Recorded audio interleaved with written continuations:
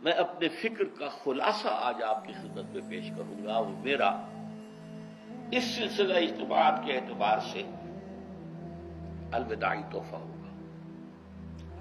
اب میں آغاز کر رہا ہوں۔ پہلی بات، اس من میں 3 باتیں مجھے کہنی ہیں۔ سب سے پہلی بات یہ کہ زندگی کی سب سے بڑی حقیقت موت ہے۔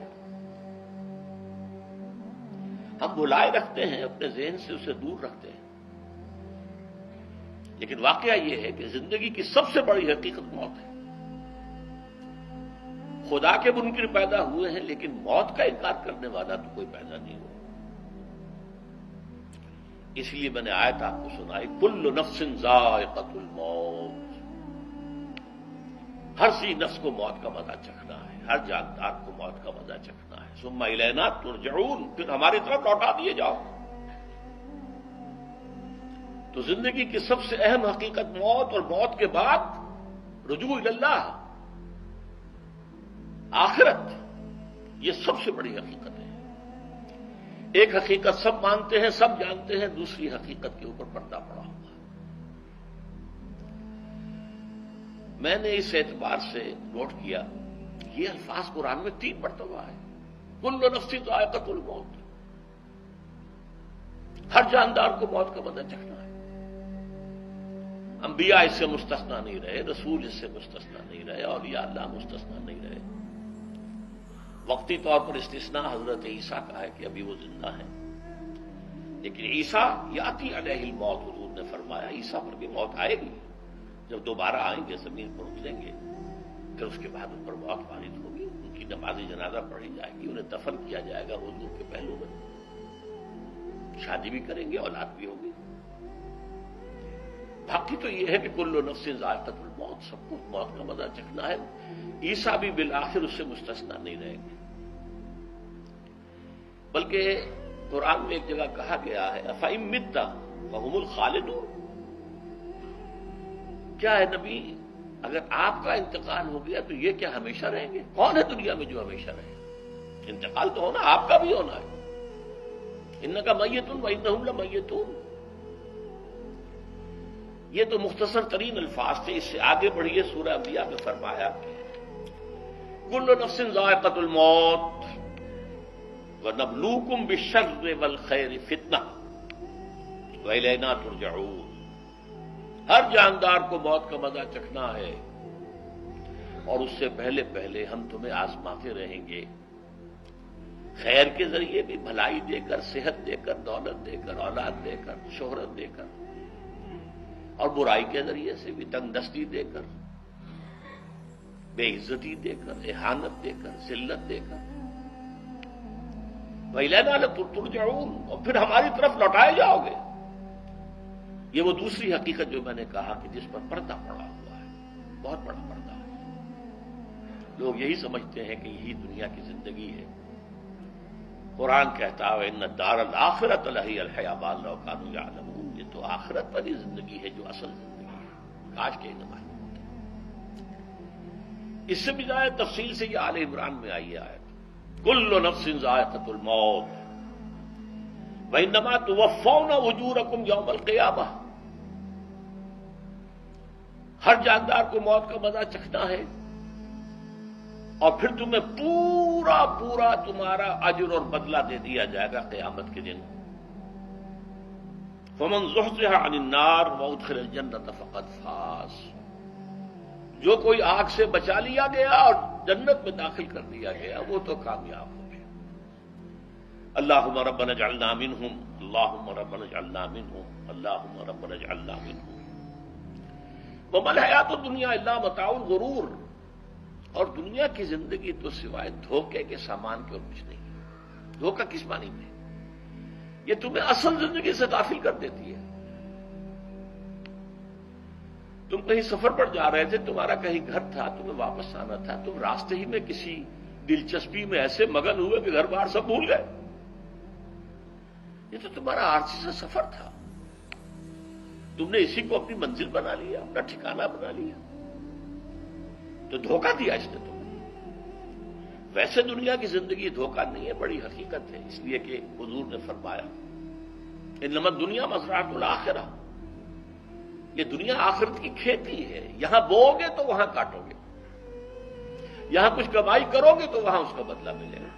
اس اعتبار سے دنیا بہت بڑی حقیقت ہے، ایک ایک لمحہ بہت بڑی قیمتی شے ہے، لیکن اگر یہ دنیا تمہیں آخرت سے غافل کر دے تو اس سے بڑا دھوکے باز اور کوئی نہیں۔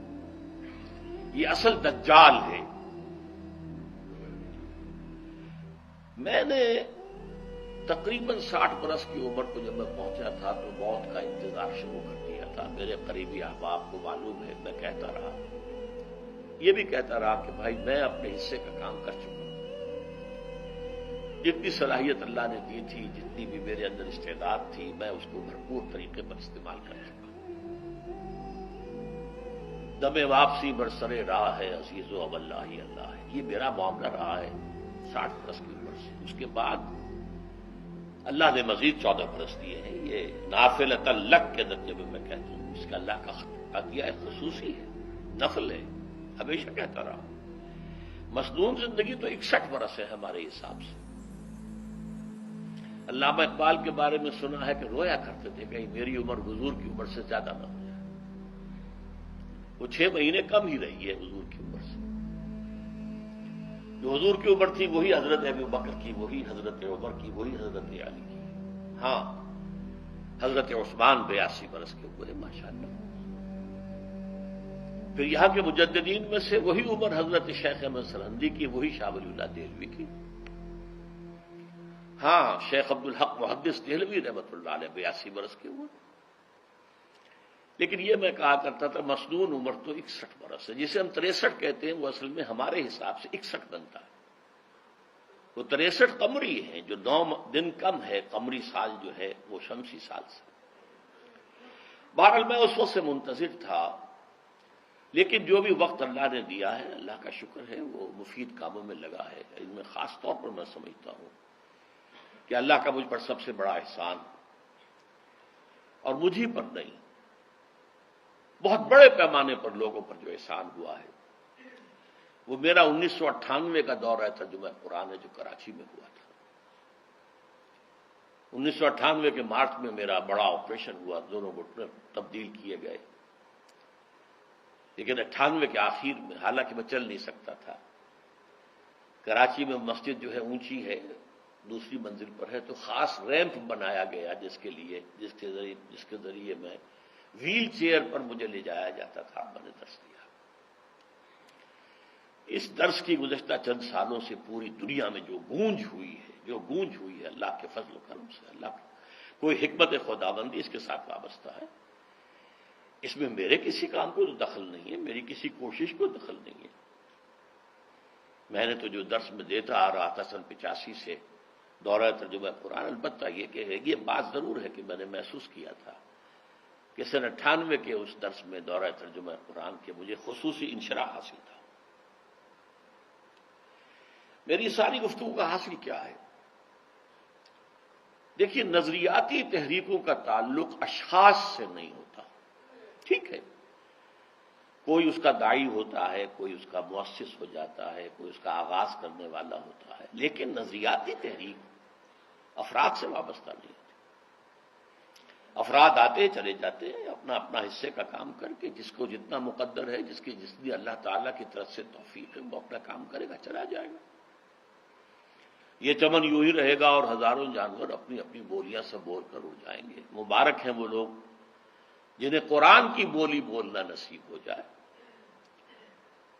وَإِنْ يَحْسَبُوا أَنِّي مِنْهُمْ، مجھے گمان ہے، اللہ کا فضل ہے کہ میں ان میں سے ہوں، میں نے قرآن کی بولی بولی ہے، اور قرآن مجید کو جیسا کہ وہ ہے، ایز اٹ از، اپنے کو مذمومہ خیالات، اپنے کوئی ذہن سے زائدہ نظریات کو میں نے اس میں دخل نہیں دیا، جسے انگریزی میں آپ آبجیکٹولی کہتے ہیں۔ خالص معروضی طور پر قرآن کو پڑھا ہے، قرآن کو قرآن سے سمجھا ہے، یا پھر سیرت رسول سے سمجھا ہے۔ میں لفظ سنت کی بجائے سیرت استعمال کر رہا ہوں۔ قرآن مجسم حضور تھے صلی اللہ علیہ وسلم، اور حضور کی سیرت اور حیات جو ہے وہ قرآن مجید کی اصل تفسیر ہے۔ یہ حقیقت بھی بہت کم لوگوں کے علم ہے۔ وہ احادیث کا نام تو لیتے ہیں، احادیث بھی ہیں، سیرت بھی تو احادیث ہی سے ہمیں ملتی ہے، لیکن میں خاص طور پر سنت یا حدیث کی بجائے سیرت کروں اس کے بعد۔ قرآن کی دو سورسز ہیں، قرآن خود اور سیرت رسول صلی اللہ علیہ وسلم۔ بہرحال انشاءاللہ العزیز یہ کام بڑھے گا، چلے گا، یہ میں ابھی بعد میں عرض کروں گا۔ دوسری بات جو میں نے آیت پڑھی آپ کو، وَمَن نُعَمِّرْهُ نُنَكِّسُ فِي الْخَلْقِ أَفَلَا يَعْقِلُونَ، بہت بڑی حقیقت زندگی کی یہ بھی ہے، جس کی ہم عمر زیادہ کر دیتے ہیں اس کی خلقی صلاحیتوں میں کمی کر دیتے ہیں۔ موٹی بات ہے، بڑھاپا آئے گا، ہمیشہ کی مانی ہوئی بات ہے۔ اگرچہ جوانی میں آدمی بڑھاپے کا تصور نہیں کرتا، لیکن بڑھاپا آنا ہے، یہ بھی ایک حقیقت ہے موت کی طرح۔